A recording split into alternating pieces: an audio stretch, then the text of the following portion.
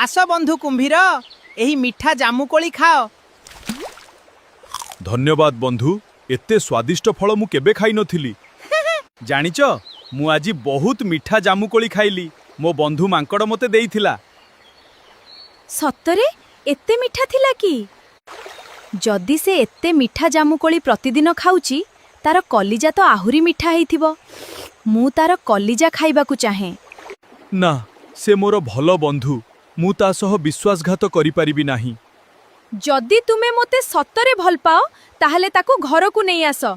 बंधु, आजी तुमको मो घरकू आसिबाकू पड़िबो। मो स्त्री तुम पई भोजन प्रस्तुत करिछि।